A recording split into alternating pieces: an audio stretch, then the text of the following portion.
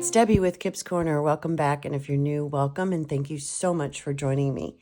Today, I am continuing to work on the Altered Paintbrush project. There will be 10 of them when they are completed, and then once they're completed and I hit 6,000 subscribers, I'm 60-something away, I will be doing a 6K giveaway where 6 of those 10 brushes will be given away. So, and more to come on that once we get a little closer. I'll give instructions on what we're doing. Meanwhile, I'm going to post some videos along the way while I'm making them. So in the last video, I painted 3, I think I put color on 3 of them. This is one of them. And I've done a little bit more to this since then. So let me walk you through what I've done. This is the one where I just took Golden's liquid acrylic raw umber, just kind of put it all over the place and wiped it off after I had put a coat of gesso on the brush. Then off camera, I went in and added some rice paper here in this space between the metal sort of, here. And then I added this is silicone lace made through a mold. And I added that at the bottom. I added a shelf, and I painted the shelf on that same raw umber. Then I went in with a little bit of patina, Gilder's wax paste in patina, and just added a few little highlights here and there. Then as I was looking at this, I decided it needed something up here based on what I'm going to do down here. And I've played around with what I'm going to do down here, and I'll show you that in a minute. So I this is air dry clay that I put into a mold that I have. And this mold is actually a full, like a strip, a border. But I just took a part of that, kind of, cut it off a little bit and added that to the top. Now, normally I would do that. Normally I would think ahead and put this on before I had done any painting or adding the wax or anything. It was a after the hours sort of idea. So what I'm going to do first today is get the color added to these floral pieces up here. And I'm going to do pretty much the same thing that I did on the rest of the piece. I'm going to be careful not to get too much of the raw umber, all over the place. We'll see how that works. So I'm going to add some water to the Golden liquid acrylic in raw umber. I've got a paper towel here, and I'm going to dab it on and then wipe it off just like I did. Let's see if I can find a brush. Just like I did with the handle.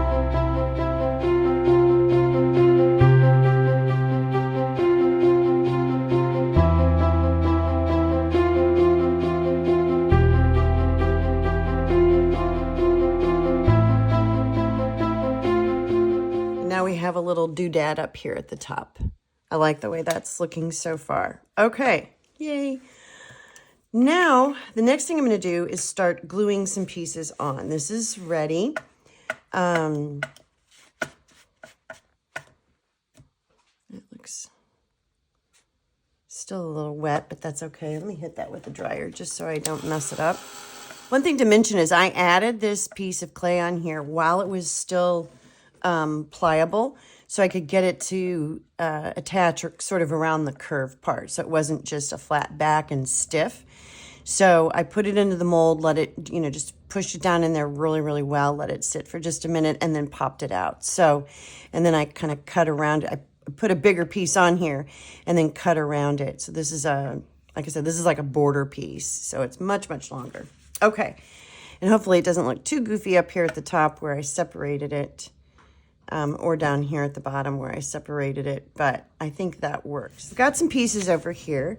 This is a optometrist lens piece that was actually made out of Bakelite, which is, you don't see these very often. And I have some broken ones, but I think this might be the only one I have that's fully intact. So I put a little, a picture behind it, and then I covered that back with some heavy cardstock.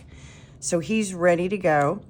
And then let me show you what I've got. I've got a watch face, a couple tags, not sure, metal tags, how those are going to go. And then I have these other pieces. So then I decided as I was playing around with this, I decided I wanted to kind of get the colors all in this same sort of neutral vein. So this is a very subtle, but yet there's a lot going on.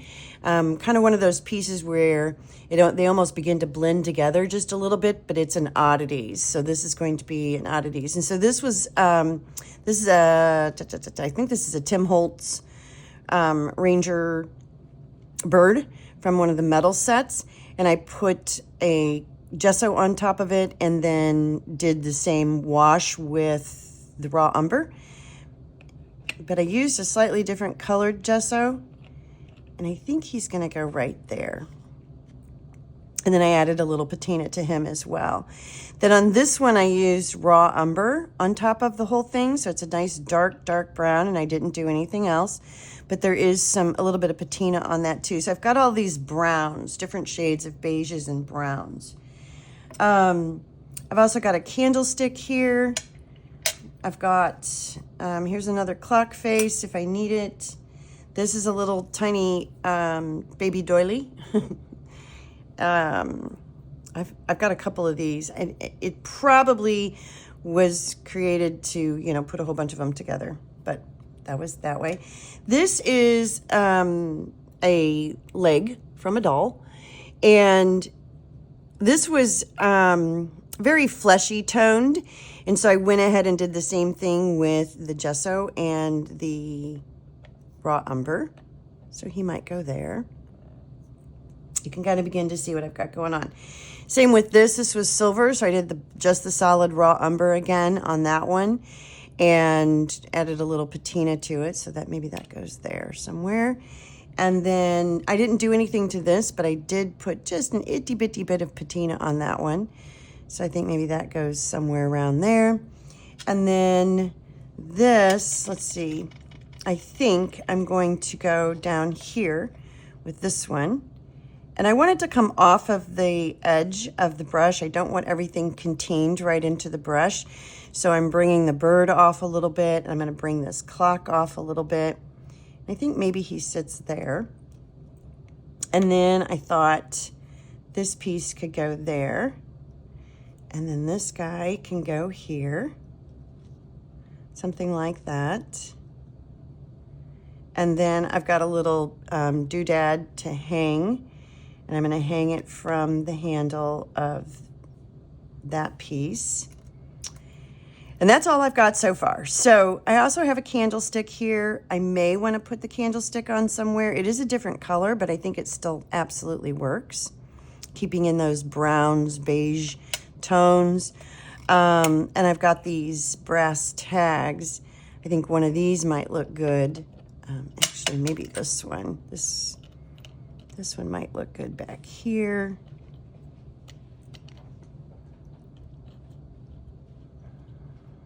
Maybe it goes there. And it's sitting on the shelf. Something like that I think is interesting. And I might find something real small to go right here. I don't know what that would be off the top of my head. Maybe a little number or something. So basically, I kind of like the way this is beginning to come together. It's just all the odd stuff. I might play around with it a little bit more. I'm not sure I like these two next to each other. I feel like those need to be maybe separated because they're both the darker color. So maybe, let's see here. Let's play around with this. It's hard to do because it's a shelf, but I got to lay this down in order for so gluing this is going to be a little bit tricky. Maybe that goes there. Maybe this goes here. Maybe. And maybe this goes over here. Nope, don't like that. Maybe the shift key doesn't go on there at all. All right, I'm just going to start gluing. I'm going to start down here because this I know I'm going to do. So I'm going to use matte gel. This one is from Liquitex. It is one of my favorites.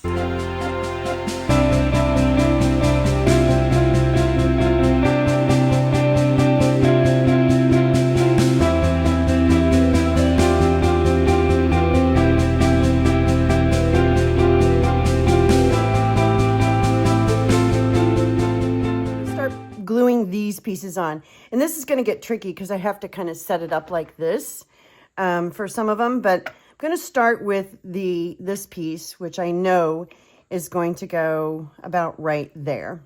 And what I do when I'm gluing like this is I'll kind of get things glued up, you know, go slow, do one at a time, let it kind of sit up just a second, because I'm going to be messing with this and it'll be real easy to pop these off, and so I really don't want to do that. But what I do then is once I'm done with the gluing, I'll let this sit for a good 24 hours and then come back and just wiggle all of the pieces around to make sure that they're solid, and re-glue or, you know, add more glue if I need to.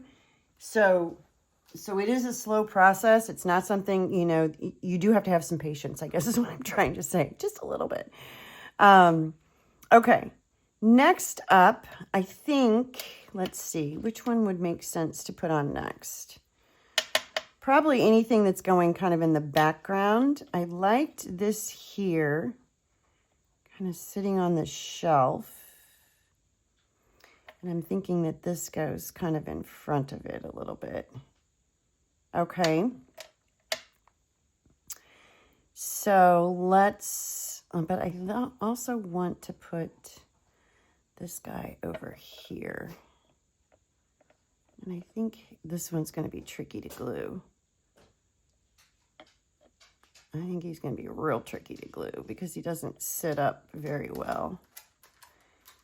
So let's put this on first. Now the question I've got to ask myself now is, do I want something through these holes? And I think, yes, I think I do. But I don't want to put, do I? Do I want to put a brad, make it look like it's screwed on, or do I want to put some wire or string? Okay, I think we are glued so far. So far, so good. Now I'm going to start filling in things that are actually sort of sitting on the shelf. So I want to start with this guy, and I think he's going to go right here. He's going to be kind of tricky to glue on. Just you go over here a little bit further. No.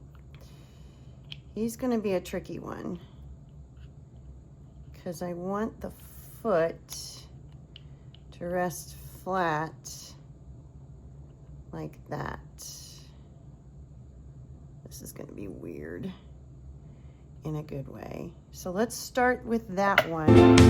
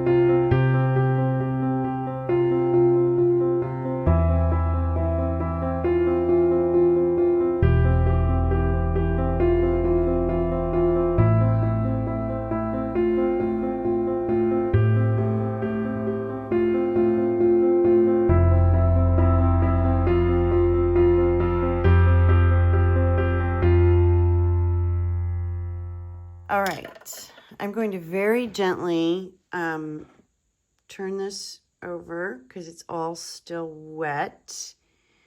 But that's what's going on. There's a lot going on. So I'm going to leave this sitting right like this, straight up and down. And for a good, let's actually leave it that way. There we go. For a good 24 hours and let it just, I'll move it off my table, but let it just dry. And then I'll come in and clean up and, do some touch up on top of the shelf. See if I need to add a little bit of patina anywhere else. And then this one will be basically done. So, first one done. Well, sort of.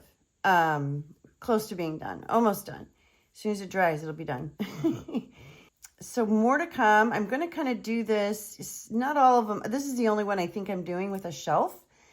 So the rest of them will be much easier to show you what's going on as I move through. I'm trying to clean up the cap of my glue here. First one done. Real quick before I go, I want to show you. Let me put this here. I'm going to show you what I've done starting with the second one. So this is the one where I did the same thing where I had an idea to add, the molded clay afterwards. And so here's what I've done. This is the one that I painted kind of solid. And then I went in and I just dropped a bunch of watchmaker's parts from my watchmaker's kit. Glued them, put a little bit of matte medium in the background and then let that sit and dry. And then once that was dry, I kind of came in here and poured glossy accents. But I decided the glossy accents might work better, and it did. It worked beautifully because there's still a texture in here. It's not a solid mass. And so it's all kind of glued in there. Then as I was looking at it, it was glossy just right here. So I took glossy accents and I brushed the entire piece, there you go, with that glossy accents. Then I decided after the fact that I wanted to add these little beads going up to the top. And I've got some more ideas for this, but this is now dry and I need to color these. So I'll color these with this blue color. And then I think I'll go in and put gold wax paste on them so they look like gold beads. And then I'll glue more watch parts and pieces on here. So, well, I'm trying to avoid there we go. So that's what that one is beginning to look like, pretty far along. And it's just going to be fun. There you can kind of really see those watch parts and pieces. There are little tiny pieces in there. And they are all in there very, very well. This is the brush where I created a indent in this space so that when I drop the pieces on, it's not completely flush, but you can kind of see from the top down maybe, they sit in there. So, and this will be the base now with a lot more work obviously to go, more watch parts and pieces going on, down here or over here or wherever I end up putting them. So that's altered brush number 2. Altered brush number 1 is drying. And when I come back to work on altered brush number 2, I'll show you the finished piece on this one. So thank you for joining me. Sorry it was a little awkward with the angles and everything. Lots of gluing. But hopefully you get the idea of what this one is beginning to look like. So more to come on the altered brushes, and I'll be back. Bye-bye.